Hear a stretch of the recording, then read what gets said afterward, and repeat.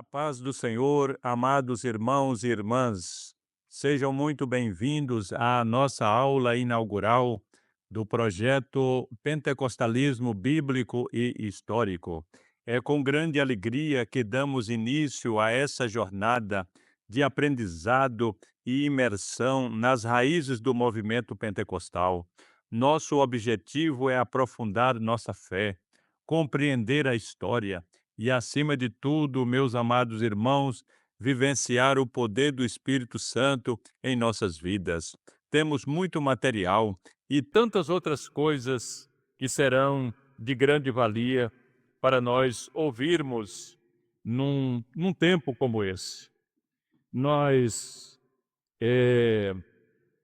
temos um, um material muito excelente para podermos embasar, fundamentar esse trabalho aqui.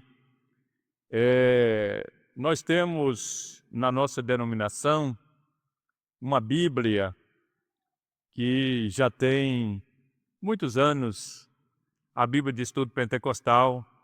Nós temos aqui nas nossas mãos.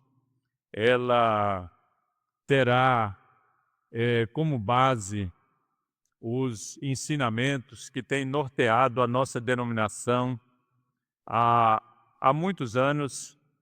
Nós temos também uma outra Bíblia, eu fiz questão de trazer essa Bíblia, a Bíblia do pastor Antônio Gilberto da Silva, com seus comentários. Foi um pentecostal ardoroso na nossa denominação e ele deixou muito material que nós pudéssemos seguir como notas dos versículos da Bíblia. Nós temos também, meus amados irmãos, nós temos também esse livro, inclusive nós já utilizamos, mas tem uma matéria aqui chamada pneumatologia ou paracletologia, também da autoria do pastor Antônio Gilberto da Silva, e, na verdade, nós vamos também utilizar este material. Enfim, nós pedimos a Deus que possamos buscar ao Senhor, né? Buscar o seu poder, e esperamos que possa realmente ser de grande valia para todos nós. Hoje nós vamos fazer uma meditação, mais assim, mostrando este material que nós temos, e na próxima semana nós temos uma programação um pouco mais diferente. E o que eu desejo é mostrar aos amados irmãos que, pelo fato de nós pertencermos à Assembleia de Deus e sermos, na verdade, assim, uma denominação pentecostal, nós temos perdido muito nós temos perdido daquilo que Deus tem disponibilizado para todos nós. E com uma busca ao Senhor, nós podemos também, no caso, recuperar coisas extraordinárias que Ele pode realmente nos dar. Nessa Bíblia de Estudo Pentecostal, em Zacarias, no capítulo 4, versículo 6, que foi o tema que nós lemos aqui, nós temos aqui uma nota bastante interessante que diz aqui dessa forma: embora esta mensagem, a mensagem bíblica, tenha sido profetizada a Zorobabel. Zorobabel foi o governador daquele momento. Ela se aplica a todo o povo de Deus.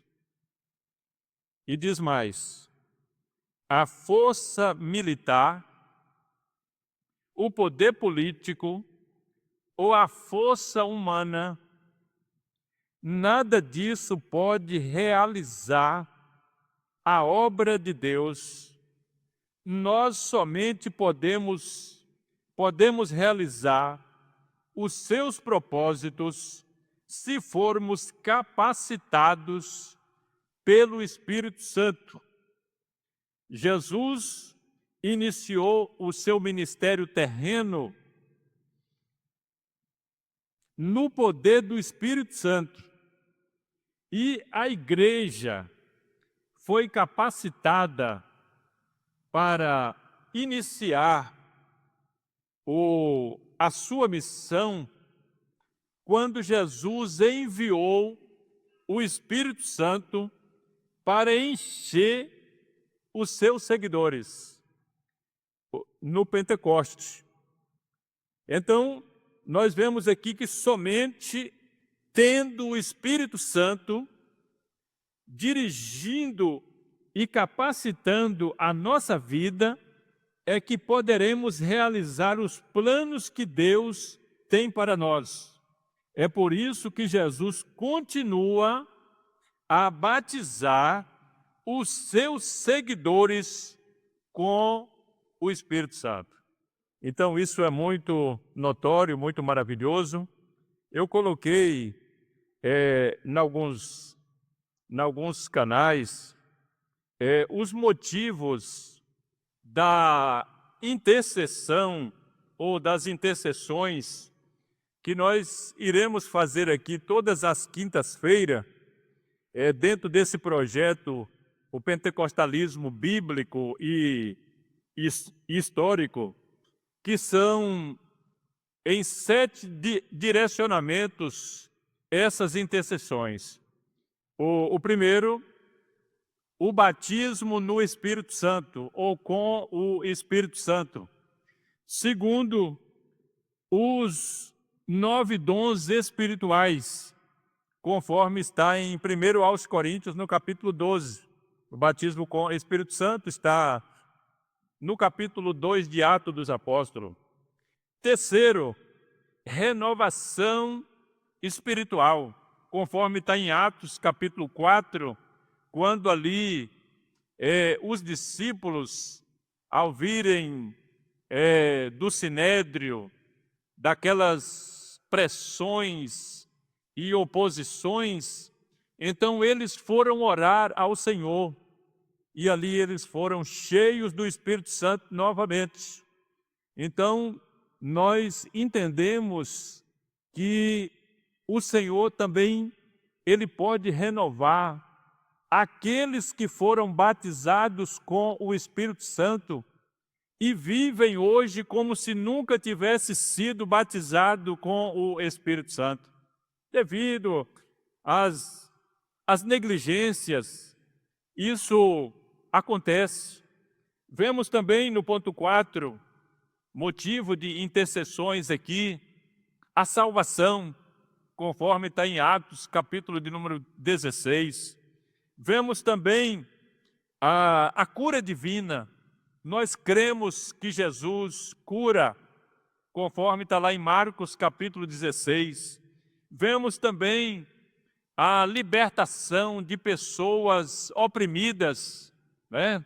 Oprimidas com demônios e fobias, né? Conforme está em Atos, no capítulo, ou seja, em Marcos, capítulo 16. Vemos por último, eu fiz questão de colocar esse texto aqui, em 7º lugar, Mateus capítulo 7, versículo 11, sobre bens materiais. Nós vamos, se pudesse colocar, tem como colocar esses textos? Se puder colocar, pode nos dar uma ajuda, e assim nós vamos realmente passando, né? Louvamos a Deus por essa oportunidade tão maravilhosa que o Senhor realmente tem nos concedido. Nós temos um livro aqui, intitulado O Pentecostalismo Brasileiro, um guia histórico e teológico para compreender o Pentecostes no Brasil. Este livro é do pastor Ezequias Soares, lançado pela CPAD. Então, este livro, meus amados irmãos, ele tem um índice que eu gostaria de passar aqui rapidamente, sem comentário, mas mostrar aqui para os amados irmãos, no capítulo 1, os antecedentes do pentecostalismo moderno. Então, houve aqueles que antes atuaram, sacrificaram em favor desse pentecostalismo que nós conhecemos hoje. Vemos também, no capítulo 2, os ancestrais do pentecostalismo brasileiro. No capítulo 3, as Assembleias de Deus americanas que vieram, não é? Que organizaram principalmente nos Estados Unidos. No capítulo 4, o pentecostalismo no Brasil. No capítulo 5, aí nós vemos congregação cristã no Brasil. Tem esse histórico, né, do pentecostalismo. As coisas mudam dentro de poucas décadas, se não zelar da sã doutrina no meio em que as pessoas realmente estão. No capítulo 6, a origem das Assembleias de Deus no Brasil. No capítulo 7, contexto histórico, teológico das Assembleias de Deus no Brasil. Vemos no capítulo 8, Igreja do Evangelho Quadrangular, uma igreja também pentecostal, e nós temos notícia das grandes dificuldades que essa denominação passa hoje. É como falei para os amados irmãos, dentro de poucas décadas as coisas mudam tão fortemente. No capítulo 9, Igreja O Brasil para Cristo, é outra igreja pentecostal. Vemos também no capítulo 10, Igreja Pentecostal Deus é Amor. Capítulo 11, o pentecostalismo unicista. Infelizmente tem esse pentecostalismo unicista. Vemos também no capítulo 12 os carismáticos. No capítulo 13, os neopentecostais. No capítulo 14, a promessa é para vós e para vossos filhos. E aí nós temos alguns anexos que nós não vamos mostrar aqui por causa do tempo, mas eu gostaria de ler aqui essa introdução do livro do pastor Ezequias a respeito do pentecostalismo. O pentecostalismo, irmãos, ele é um segmento do cristianismo, e até hoje nós vemos que o pentecostalismo ele é combatido pelo próprio meio do cristianismo. Outros órgãos, outros direcionamentos criticam e acham que o pentecostalismo ele não traz nenhuma contribuição, e isso não é verdade. Nós queremos ler aqui, rapidamente aqui para os amados irmãos, essas palavras do pastor Ezequias. Aqui diz que o pentecostalismo moderno, ou avivamento pentecostal, revolucionou o pensamento teológico do século XX, o século passado, e alterou o comportamento das igrejas nos Estados Unidos e no Brasil, na verdade, no mundo inteiro. A experiência pentecostal foi manifestada em todos os continentes, mesmo antes do avivamento da Rua Azusa, que começou em abril de 1906. Nós temos essa data na nossa mente, não é? Que foi no dia 9 de abril de 1906, o início do movimento pentecostal moderno, porque o Pentecoste, irmão, ele está presente no Antigo Testamento, através das promessas de Deus. Ele está presente no Novo Testamento. Pode ver que nos Evangelhos o Senhor vai direcionando. No livro de Atos dos Apóstolos a gente vê o cumprimento. Nas epístolas a gente encontra material nesse sentido. E na história da igreja, em todo este período desses 20 séculos, a gente vê o rastro de fogo, a gente vê o pentecostalismo, que deu vida à igreja para fazer e cumprir a sua missão. Então, aqui nos diz ainda, o pastor Ezequias falando, que o avivamento pentecostal é o maior movimento espiritual de todos, o maior movimento espiritual dos tempos modernos, como afirma Stanley Horton. É uma obra que não teve origem humana. O derramamento do Espírito Santo se espalhou por toda parte dos Estados Unidos, da Europa, da Ásia, da Oceania, da África, da América Central e da América do Sul, sem que houvesse algum projeto ou plano elaborado para uma igreja, instituição espiritual ou organização religiosa. Até mesmo os líderes de igrejas e movimentos religiosos que puderam receber a experiência pentecostal nem sequer sabiam interpretar com precisão o que de fato estava acontecendo em seus dias.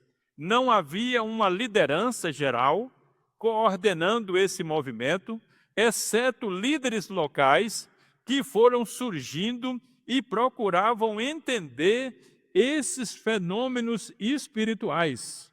O século XX, como disse o historiador pentecostal Harold, professor emérito em História da Igreja, ele disse que é o século do Espírito Santo, que foi, na verdade, o século passado, título de um dos seus livros. Segundo dados do Atlas pentecostal, os pentecostais, eles hoje representam 25% dos cristãos no planeta. Então a gente entende, meus irmãos, que se não fosse isso que está na Bíblia e isso que aconteceu na história, a igreja não tinha chegado onde chegou. Essa é a grande verdade. Quando a gente observa que um movimento como esse, com 118 anos, somente lá em abril de 2026, no ano que vem, vai completar 120 anos, e que há 120 anos atrás estava zerado, e hoje já ter um grupo de aproximadamente 600 a 700 milhões de cristãos pentecostais no mundo. Isso todo mundo pode saber que foi uma obra de Deus, uma obra do Espírito Santo.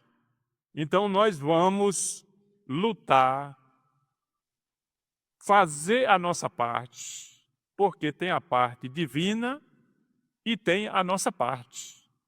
A parte divina ele já fez e ainda faz. E a parte humana nós temos que fazer. Nós temos que crer, nós temos que buscar, nós temos que fazer o que todo mundo fez, o que todo mundo pode fazer, buscar ao Senhor de uma forma em que Ele possa realmente agir no nosso meio. Eu gostaria, meus amados irmãos, nesta oportunidade, de lembrar para os irmãos terem uma noção que no livro do profeta Joel, que tem aquela promessa que não é a única,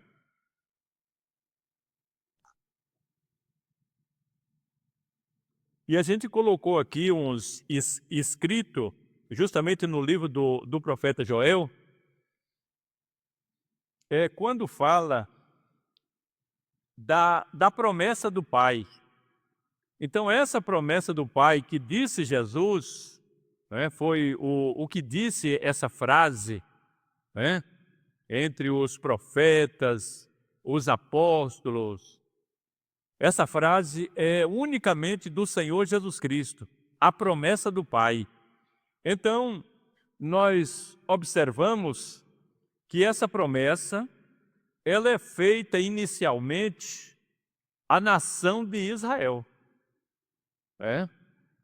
Não era diretamente à igreja. A igreja não existia. E a gente pode observar que essa promessa, ela foi feita por meio dos profetas.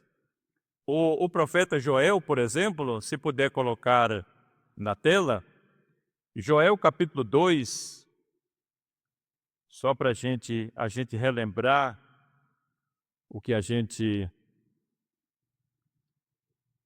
Joel no capítulo 2, observamos aí no versículo 28 e o versículo 29, que diz: e há de ser que depois derramarei, pode ver que está no futuro aí, derramarei o meu espírito sobre toda a carne, e vossos filhos e vossas filhas profetizarão.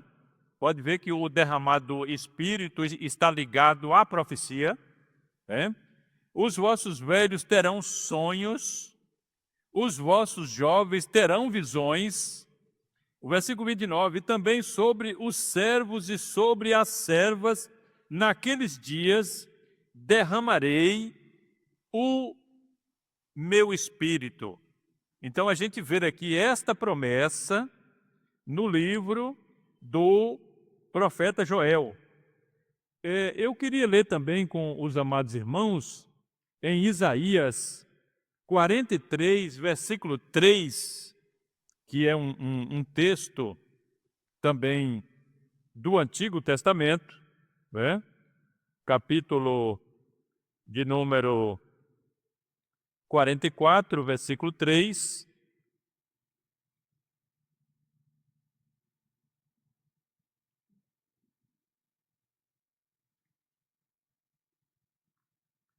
Que diz dessa forma, Isaías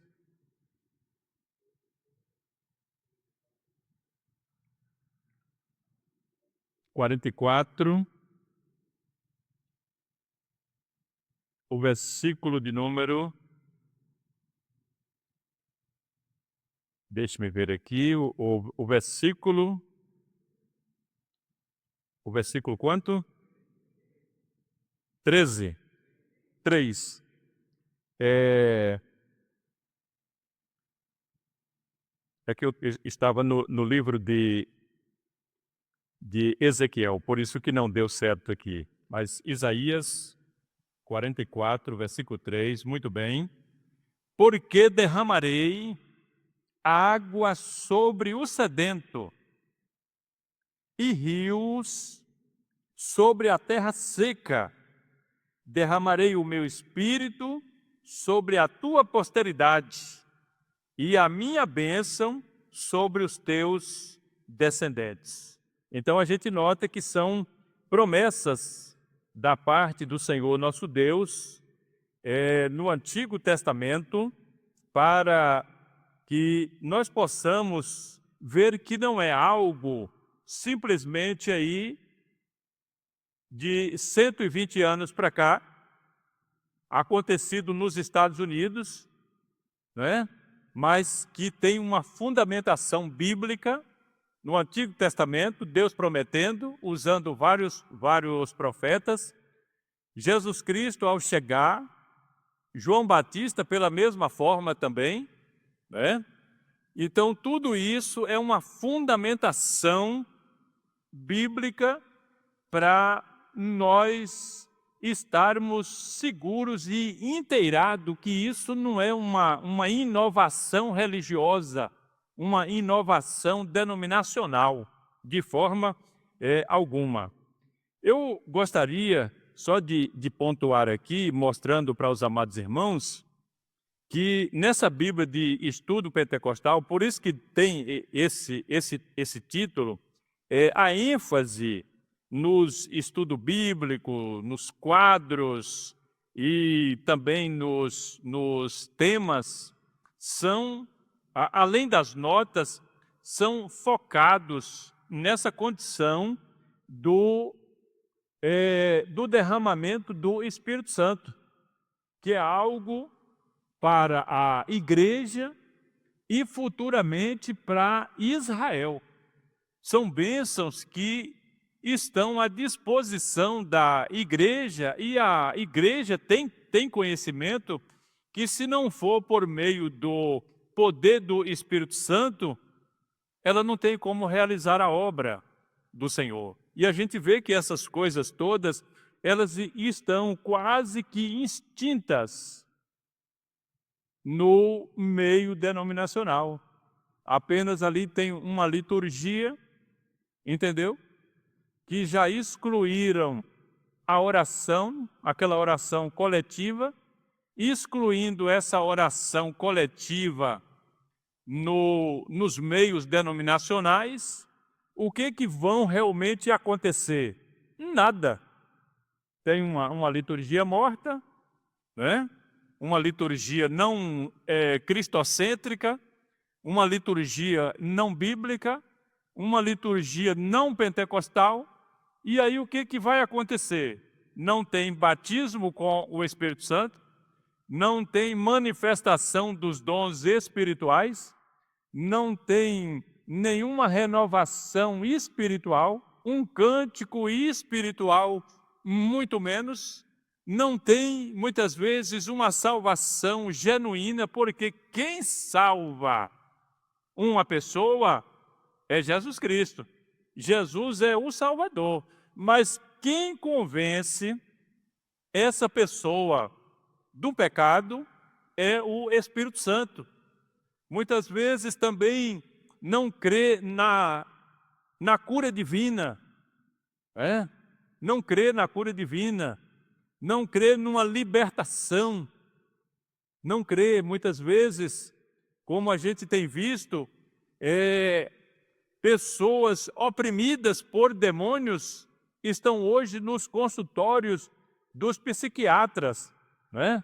Lá na psiquiatria, tomando muitas vezes medicamentos sossega-leão, domando aquelas pessoas, quando na verdade a Bíblia fala da libertação, né? Que pode acontecer, como a gente vê nos evangelhos, Jesus Cristo libertando as pessoas. Maria Madalena mesmo tinham 7 demônios.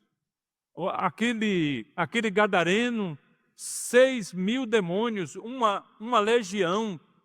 E nós podemos observar que Deus também nos abençoa materialmente, porque tudo é do Senhor. Os céus e a terra, a sua plenitude, tudo é do Senhor. Então nós temos esse embasamento bíblico. E aqui na Bíblia de Estudo Pentecostal, meus irmãos, nós temos, por exemplo, só para os irmãos terem uma noção daquilo que nós vamos discorrer aí, quem sabe dentro de 5 anos, né, daqui para frente, nós temos aqui, por exemplo, na página 1487, o estudo bíblico, o Espírito Santo no Antigo Testamento. No Novo Testamento, irmãos, ele já é conhecido como o Deus esquecido. Imagine no Antigo Testamento, que era também dado por medida a algumas pessoas que iam fazer um trabalho especial. A diferença entre um líder evangélico nos nossos dias e Moisés é muito grande, porque Moisés ele dirigia um grande povo, mas aquele povo não tinha o Espírito Santo nas suas vidas. Dentro deles, ainda a lei do Senhor estava nas tábuas de pedra, estava ali fora. Na nossa dispensação, quando uma pessoa converte, o Espírito de Deus entra naquele coração e vai habitar, morar naquele coração. Então, é uma diferença muito grande do Antigo Testamento para o Novo Testamento. Na página 1787 da Bíblia de Estudo Pentecostal, nós temos Jesus e o Espírito Santo. Outro tema, na página 1918, o batismo no Espírito Santo. Olha que doutrina, que ensinamento tão maravilhoso. Na página 1925, o falar em línguas. Esse falar em línguas, irmãos, é de uma pessoa que foi batizada no Espírito Santo e que tem uma vida consagrada ao Senhor, está sempre falando, né? E isso é nos nossos dias combatido. Os irmãos têm visto que existe até os chamados cessacionistas, aonde eles dizem que cessaram, mas nós somos continuistas, porque nós cremos que continuou, de Jerusalém continuou, no meio das igrejas que ensinaram, que buscaram, que acreditaram, e o fogo passou por toda parte, por toda parte. Depois de mostrar aqui esses estudos bíblicos, esses temas, nós vamos ver aqui um pequeno vídeo do pastor José Gonçalves, da pequena cidade de Água Branca, no Piauí, estando numa missão lá em Chicago, mostrando o início do pentecostalismo. Nós vamos ver o templo que o Gunavingre congregou e ajudou ali na obra do Senhor, e dali foi que veio para o nosso Brasil. Então nós temos ainda,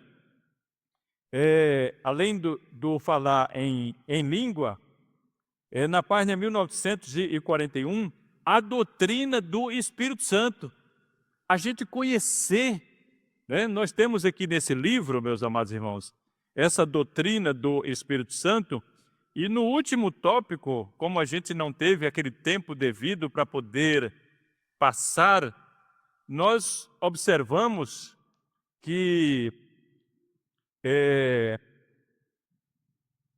mostra aqui, por exemplo, textos em que o Espírito Santo é mencionado através da Bíblia. Só para os amados irmãos terem uma noção, eu estava pesquisando hoje, numa concordância bíblica exaustiva, os números, por exemplo, o nome Deus aparece na Bíblia 4.068 vezes. O nome Cristo aparece 572 vezes. O nome Jesus aparece na Bíblia 984. A palavra Espírito ou Espírito Santo 303 vezes. E a palavra Senhor 1163. Nós queremos passar estes versículo por versículo que fala do Espírito Santo na Bíblia, para que a gente possa inteirar deste assunto tão precioso. Nós vemos aqui também, na continuação aqui na Bíblia de Estudo Pentecostal, na página 1958, provas do genuíno batismo no Espírito Santo. Tem que ter uma prova de que realmente a pessoa foi batizada com o Espírito Santo. Na página 2101, dons espirituais para os crentes. Pode ver que isso foi assim deixado, né? Há uma coisa que como se não existisse. Observa na página 2166 os atos da natureza pecaminosa e o fruto do Espírito. Então, irmãos, é um farto material. Os das igrejas reformadas diz que os pentecostais nem têm uma doutrina pentecostal e nem têm uma teologia pentecostal. Isso é um fake news. Isso é, na verdade, assim, uma falsa, é uma mentira, né? Então, que Deus nos ajude, meus irmãos, a gente ter esse conhecimento. Vários quadros, né? Vários temas. Isto a gente espera que Deus possa nos dar a oportunidade da gente ouvir, da gente ler e a gente poder estar inteirado na presença do Senhor nosso Deus. Vamos colocar de pé, vamos fazer uma oração. Logo após essa oração, nós vamos assistir aqui esse pequeno vídeo e eu vou mostrar para os amados irmãos algumas coisas relacionadas a ele. Senhor meu Deus, estamos aqui, Senhor, diante desse oceano que é a Tua Palavra, diante desse tema tão glorioso que é o Pentecostes, mostrado desde o Antigo Testamento, as promessas da vinda do Espírito para revolucionar a vida das pessoas. E a Tua igreja já experimentou abundantemente essas bênçãos que o Senhor trouxe, que o Senhor enviou. Mas muitas vezes por negligência e falta de dedicação da igreja nos ensinamentos, na busca de uma forma geral, nós deixamos de lado as riquezas, as preciosidades que o Senhor tem colocado à disposição da igreja. Meu Deus, nos faz acordar. Meu Deus, nos ajuda a sair dessa dormência, dessa sonolência, meu Pai, para que nós possamos nos encher do Teu Santo Espírito e sermos capacitados para realizar a Tua obra, Senhor.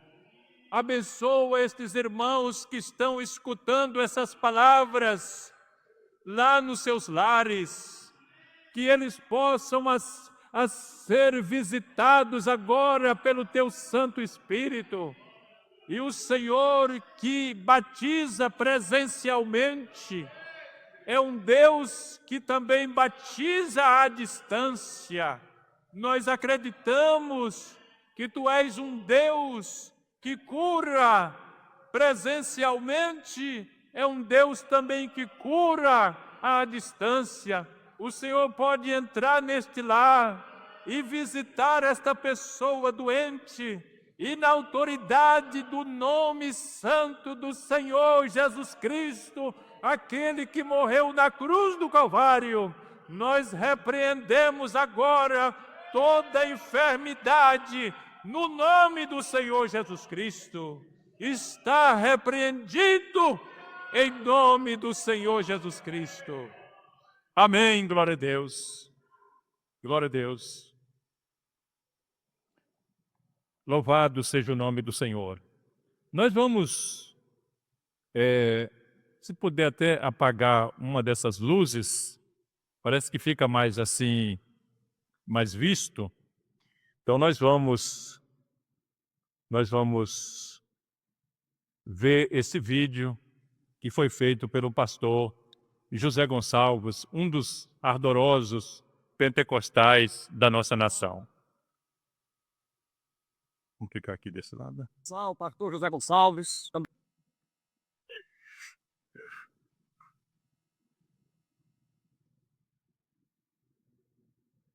Pessoal, pastor José Gonçalves, estamos aqui na cidade de Chicago, aqui em frente à segunda igreja batista sueca. Na verdade, o que foi a segunda igreja batista sueca, esse prédio que vocês estão vendo ao fundo, que nossa cinegrafista Maria Regina está mostrando.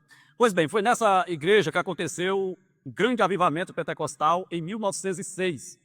E essa igreja, naquela época, era pastoreada pelo batista sueco John William Strand. Ele veio para cá, para Chicago, né? Ele veio para Chicago e ele começa a pastorear essa igreja aqui, batista, a segunda igreja batista, em 1902.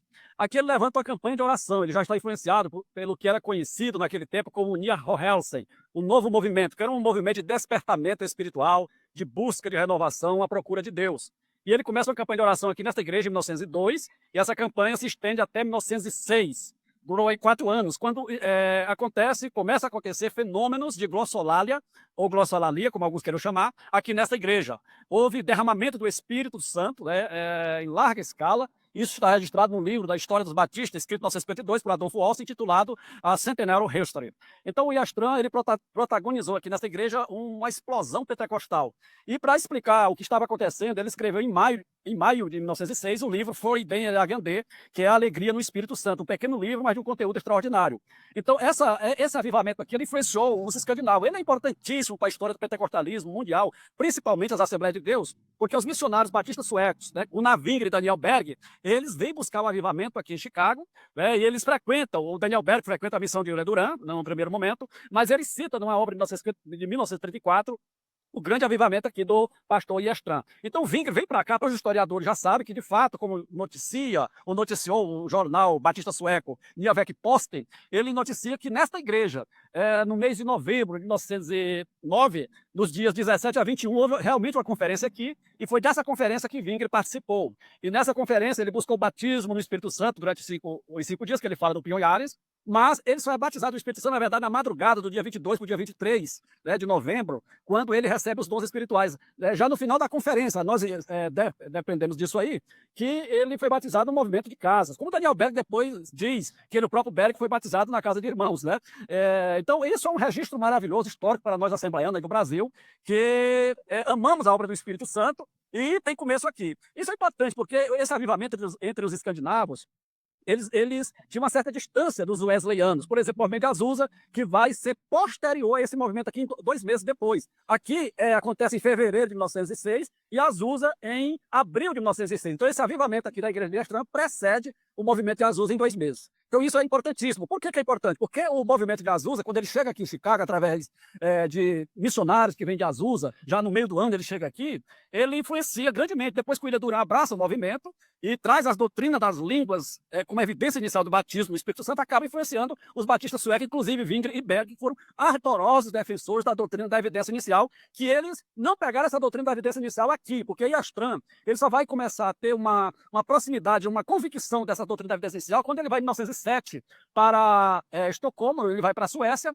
e ele tem contato com o Björk Kaureiden. E lá, quando ele tem contato com aquele movimento sueco, das doutrinas da evidência inicial, das línguas como evidência do batismo no Espírito Santo, que foi levado para lá, né, pelo missionário de Azusa, que era conhecido como Anders Johnson. Então, Anders Johnson leva a missão de Azusa para a Suécia, em 1906 ainda, e Iastran vai em 1907, meio do ano, dá para o mês de junho, e lá ele tem contato com o movimento de Azusa. E ele escreve no Nya Vecko-Posten, né, e em 1908 ele escreve um artigo exatamente falando dessa experiência pentecostal que ele viu na Suécia, que era muito parecida com ele e que as línguas tinham uma proeminência. Então, aqui começa a se alastrar esse movimento, Wingre vem para cá, como eu falei, e eles têm a convicção da obra do Espírito Santo. E, posteriormente, eles são consagrados missionários aí para o Brasil, na igreja de William Duran, conforme eu mostrei em vídeos anteriores na Avenida Norte. Então, Deus abençoe a todos, na paz do Senhor. Amém. Glória a Deus. Os irmãos puderam ver aí, pastor José Gonçalves é um dos nossos comentaristas da lição da Escola Bíblica Dominical. Vários livros ele tem lançado nesse direcionamento do pentecostalismo e tem ensinado aí por todo o Brasil, mostrando.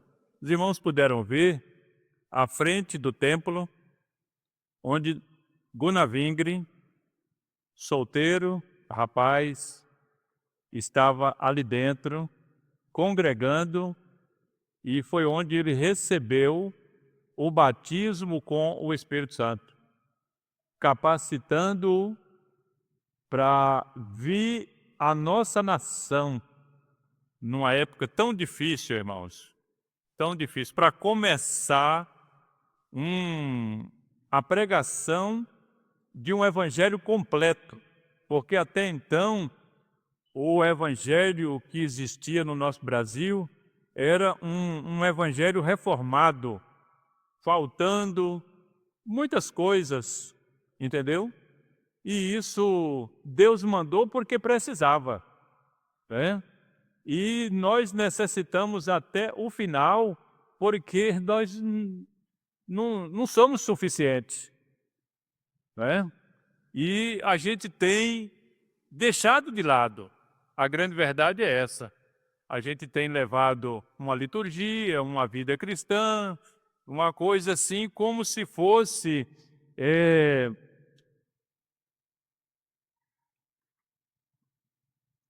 pouquinho de água. Não é uma coisa por meio, uma coisa transbordante, derramando. É um pouquinho. Isso quem vive esse pouquinho, porque muitos, né, não têm de forma alguma nem a presença, a habitação do Espírito Santo. A prova disso são a parábola das virgens, que eram todas virgens, mas umas tinham o azeite, outras não tinham. E no final lá fez essa grande diferença. Então, se a gente pode ter esse vaso cheio, esse recipiente cheio, transbordando, porque o Senhor conquistou para todos nós, o Senhor cumpriu a sua promessa, por que que nesse tempo final de tanto perigo e de tanta necessidade da igreja avançar? Os irmãos sabem que hoje para a igreja avançar está muito difícil, porque é tanto escândalo, irmãos. As denominações, né, estão aí, mostrando, revelando quem realmente são, principalmente através dos líderes, né, as suas mazelas e as vergonhas. E quando se vai pregar o evangelho, as pessoas ficam lançando: ah, mas você é daquela igreja, daquele líder e tal, uma coisa e outra. Não tem sido fácil, mas a gente precisa do revestimento do Espírito Santo para fazer a diferença agora nos nossos dias. Pode ficar certo. Então, esse pastor dessa igreja fez uma campanha de oração. Quem lembra aí quanto tempo foi a campanha de oração, passado no vídeo? 4 anos, irmãos. Hoje uma campanha de oração de uma semana é motivo de... Entendeu? Mas para que isso? Tal, uma coisa e outra. E a gente tem que levar devagar, né? Como a gente tem mostrado aqui, né? Que a gente vinha numa condição, festas e mais festa, festas e mais festa, e quando era no dia da festa, não queria orar. Todo mundo de farda, né? Sentado, esperando, vamos ver o que vai sair aqui. E aí ficava lá, né? E essas pessoas ainda têm a coragem de dizer assim: não, o culto não prestou, não valeu, isso não foi culto, né? Como se, na verdade, só existisse o culto coletivo e que ele não participou. O culto, ele é individual, é a pessoa e Deus, né? Então, meus amados irmãos, a gente nota que a gente precisa, de fato, buscar a Deus. A gente precisa entender, ler na Bíblia, o que está na Bíblia, relacionado ao pentecostalismo, principalmente o livro de Atos dos Apóstolos, e a gente conhecer também a história. Esse vídeo aí, eu não tinha conhecimento disso, entendeu? O pastor foi lá, mostrou o local onde veio um derramamento do Espírito Santo antes da rua Azusa. Enquanto aconteceu na rua Azusa, no mês de abril, lá nessa igreja, e aonde estava Gunnar Vingre, Daniel Berg, que conheceram aí nesse local. Então, quando foi no mês de fevereiro, Deus operou maravilhosamente, batizando muitas pessoas com o Espírito Santo. Foi dessa igreja aí, ó, que Daniel Berg e Gunnar Vingre saiu de Chicago para Nova York para pegar o navio. As passagens estavam compradas, eles iam levando o dinheiro, né? Eles já tinham esse dinheiro, e num determinado local, nessa ida de Chicago para Nova York, então Deus disse assim para ele: pegue esse dinheiro e dar a esse jornal. Não era um jornal secular, era um jornal que publicava muitos artigos do pentecostalismo. E o que fez? Pegar o dinheiro da passagem dos dois para o Brasil e entregar? Obedeceram. E quando foi no dia da viagem, eles vão em direção ao navio, o navio Clemente, e iam sem esse dinheiro. E, num determinado local, um irmão encontrou com eles e disse assim: Deus me mandou entregar esse dinheiro. E eles pegaram o dinheiro e colocou no bolso, e mais na frente teve a curiosidade de contar $90. O mesmo dinheiro. Então, meus amados irmãos, a gente vê que hoje não tem mais essa dependência, esse direcionamento, né? Quantos milagres já aconteceu no meio da igreja, mas era uma igreja, meus amados irmãos, uma igreja pobre, que as pessoas ficavam orando todo dia, a oração do Pai Nosso, pedindo o pão para comer. Senhor, o que eu vou comer hoje? O que eu vou alimentar, Senhor? E aí, quando pensavam que não, Deus mandava alguém na porta trazer alguma coisa. Hoje, por que não tem mais esses milagres? Porque ninguém está preocupado com feijão com arroz. Está preocupado com outras coisas, meus irmãos. Trocar de carro, trocar de casa. A preocupação hoje é essa. Então, não acontece aquilo que acontecia, porque não era a agenda do dia, não era o foco de forma alguma. Então, nós entendemos que a gente entrar por esse caminho é interessante. A gente buscar. Vamos fazer várias reuniões com os dirigentes, vamos focar na oração, para Jesus batizar com o Espírito Santo, para Jesus encher cada um do seu Santo Espírito, para na hora ali, porque muitas vezes, irmão, tem muitas profecias por aí, mas em monte. Muitas profecias em outros lugares, né? Teve tantas profecias aí que a gente ouviu. Teve uma delas que disse assim, olha, você nem concorrente não vai ter nessa próxima eleição. Você vai ser candidato único. E outra, pode ficar certo de tudo isso. Quando foi no resultado da eleição, perdeu com mais de 10 mil votos. É brincadeira, meus irmãos? Isso é profecia?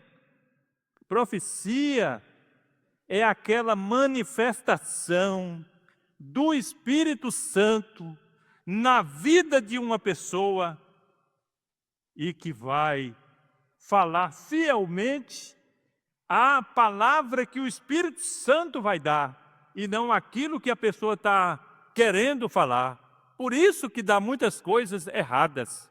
Mas eu digo para os amados irmãos, se nós buscarmos, nós vamos achar. Se nós batermos na porta, a porta vai abrir. Pode ficar certo. Então, nós estamos começando esse trabalho. Eu digo para os amados irmãos, não tenho mais perspectiva nenhuma dessa vida. Digo francamente para os amados irmãos, a minha razão de viver aqui neste mundo, no momento presente, é fazer a obra de Deus numa condição diferente do que muitas vezes a gente vem realmente fazendo. Labutando aí, meus amados irmãos, dando pulo no escuro, dando murro em ponta de faca, que nada resolve, que nada chega àquilo que o nome do Senhor Deus possa ser glorificado. Então, o que a gente pode fazer? Dobrar o joelho e buscar a Deus. É isso que a gente pode fazer, para que Ele possa mudar tudo, tudo ser mudado e a gente ver uma nova vida espiritual no meio da igreja, numa época de mornidão, numa época de morte espiritual, numa época de apostasia, numa época de desinteresse. Os irmãos puderam ver aí, não é? No início do ano, no dia 5 de janeiro, falei isso aqui hoje pela manhã, no Círculo de Oração. Dia 5 de janeiro, aconteceu lá aquela grande festa do Globo de Ouro em Nova York. Lá, ou seja, lá em Los Angeles, na Califórnia, nos Estados Unidos. Lá próximo, lá daquela calçada da fama, entendeu? E aí, o que acontece? Naquela bagunça que teve lá, eles zombaram de Deus. Teve mães que teve menções, diretores que teve menções, mas ao Deus do universo não teve aqui nessa noite nenhuma menção. E aí todo mundo ficou rindo, zombando daquelas palavras naquele momento, e a mulher, ela completou também na cidade sem Deus. E olha que Los Angeles, há 118 anos, lá, justamente lá na rua Azusa, foi onde veio o derramamento do Espírito Santo. E agora veio o derramamento do fogo como juízo sobre aquelas pessoas. Aquelas pessoas. Irmãos, mais de 12 mil casas foram assim torradas. Se as pessoas não saíssem, que saiu em torno de 200 mil pessoas, tinha sido uma tragédia maior, morreram tantas pessoas. Então a gente observa, irmãos, que é um momento difícil no mundo, momento difícil, de tantos escândalos, mas tem um caminho. Tem um caminho. Deus nos deu um capítulo para ler aqui hoje pela manhã, e naquele capítulo veio algo impossível.